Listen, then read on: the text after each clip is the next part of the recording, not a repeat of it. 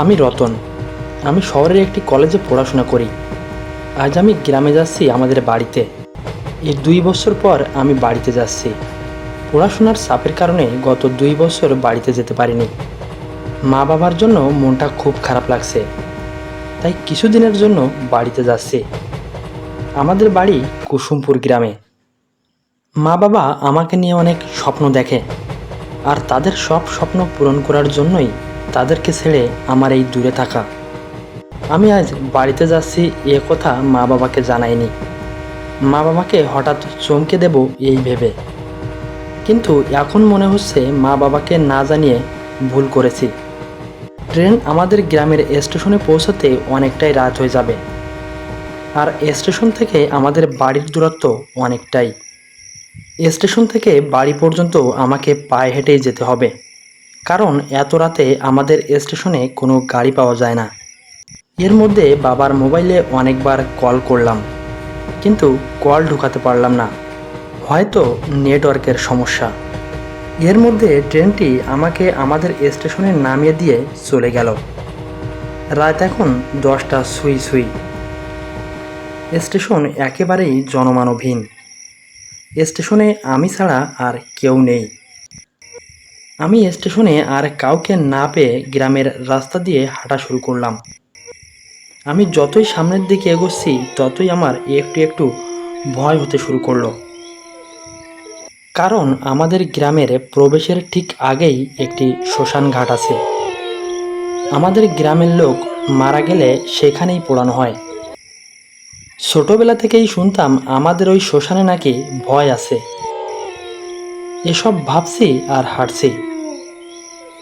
যতই শ্মশানের দিকে এগোচ্ছি ততই যেন আমার শরীর ভারী হয়ে যাচ্ছে। পা দুটো যেন সামনের দিকে এগোতেই চাইছে না। দেখতে দেখতে আমি শ্মশানের কাছে এসে পৌঁছালাম। শ্মশানের দিকে তাকিয়ে দেখি শ্মশানের ছাইয়ে এখনো হালকা আগুন জ্বলছে। হয়তো কিছুক্ষণ আগেই কাউকে পোড়ানো হয়েছে এই শ্মশানে। শ্মশানের রাস্তাটুকু আমি যখন পার হব, ঠিক তখনই এক বৃদ্ধ কণ্ঠে আমার পেছন থেকে আমার নাম ধরে ডাকলো। রতন। আমার নাম ধরে ডাক শোনা মাত্রই আমার শির দাঁড়া দিয়ে ঠান্ডা স্রোত বয়ে গেল। ভয়ে আমার পুরান পাখিটা উড়ে যায় যায় অবস্থা। অনেক ভয়ে ভয়ে পেছন ঘুরে তাকাই। হালকা চাঁদের আলোয় আমি যা দেখলাম তা দেখার জন্য আমি মোটেই প্রস্তুত ছিলাম না। আমি দেখলাম আমার থেকে বেশ কিছুটা দূরে দাঁড়িয়ে আছে আমার সব থেকে কাছের মানুষ, আমার হরেন দাদু। দাদুকে দেখে যেন আমি প্রাণ ফিরে পেলাম। তারপর দাদুকে বললাম, দাদু, তুমি এখানে? তুমি এত রাতে এখানে কি করছো? দাদু বলল, দাদু ভাই, আজকে আমার এখানে একটি গুরুত্বপূর্ণ কাজ ছিল, সেই জন্যই এসেছি এখানে। আমি কিছুটা দূরেই ছিলাম, কিন্তু দূর থেকে খেয়াল করলাম তুমি অনেক ভয় পাচ্ছ, তাই এগিয়ে এলাম। চলো তোমাকে বাড়িতে এগিয়ে দিয়ে আসি। আমি বললাম, ঠিক আছে দাদু, চলো তাহলে। ইনি হলেন হরেন দাদু। আমাকে ছোটবেলা থেকে কোলে পিঠে করে মানুষ করেছেন। দাদু আমাকে নিজের থেকেও বেশি ভালোবাসে। দুজনে কথা বলতে বলতে আমাদের বাড়ির সামনে এসে পৌঁছালাম। বাড়ির সামনে আসতেই দাদু আমাকে বলল, দাদু ভাই, তুমি বাড়ির ভেতরে যাও, আমার একটু কাজ আছে, আমি পরে আসব। এ কথা বলে দাদু সেখান থেকে চলে গেলেন। আর আমি তখন বাড়ির ভেতরে প্রবেশ করে মা বাবাকে ডাকলাম। মা বাবা আমার ডাক শুনে বাইরে বেরিয়ে এলো। বাবা মা আমার ভালো মন্দ জিজ্ঞাসা করার পর জিজ্ঞাসা করলো আমার আসতে কোনো সমস্যা হয়েছে কিনা।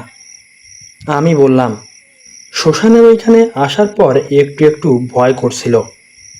তখনই হরেন দাদুর সাথে দেখা। হরেন দাদুই আমাকে বাড়িতে এগিয়ে নিয়ে আসলো। এ কথা শোনা মাত্রই আমি লক্ষ্য করলাম মা বাবা হতবাক হয়ে গেছেন। আমি কিছু বুঝতেই পারলাম না। আমি তখন বাবাকে বললাম, বাবা, কি হয়েছে? কোনো সমস্যা? বাবা তখন আমাকে বললেন, রতন, তুমি এটা কি বলছো? এটা কি করে সম্ভব? আমি বললাম, কেন বাবা, কি হয়েছে? বাবা তখন আমাকে বললেন, রতন, তোমাকে জানাবো বলে অনেকবার কল করেছি, কিন্তু তোমার ফোনে কল ঢোকাতে পারিনি। আজকের সকালেই তোমার হরেন দাদু মারা গিয়েছেন। তুমি আসার একটু আগে তোমার দাদুর সৎকার করে আমরা শ্মশান থেকে ফিরলাম। এ কথা শোনা মাত্রই আমি কিছু সময়ের জন্য চুপ হয়ে রইলাম। তারপর বাবাকে বললাম, কি বলো বাবা? দাদু তো আমাকে এগিয়ে নিয়ে এলো। বাবা আমাকে বলল, বেশি চিন্তা করো না, রাতে খাওয়া শেষ করে ঘুমিয়ে পড়ো। তারপর আমি রাতে শুয়ে শুয়ে শুধু দাদুর কথাই চিন্তা করতে লাগলাম। আমি বুঝতে পারলাম, কেউ কাউকে বেশি ভালোবাসলে মৃত্যুর পরেও ভালোবাসার মানুষকে ছেড়ে যেতে চায় না। আসলে হরেন দাদুর পৃথিবীতে আমি ছাড়া আর কেউ ছিল না বললেই চলে। কারণ হরেন দাদুর কোনো সন্তান ছিল না, আর তার স্ত্রীও মারা গিয়েছিলেন অনেক বছর আগেই। দাদুকে আমিও খুব ভালোবাসি। দাদু, তুমি যেখানেই থাকো, ভালো থেকো।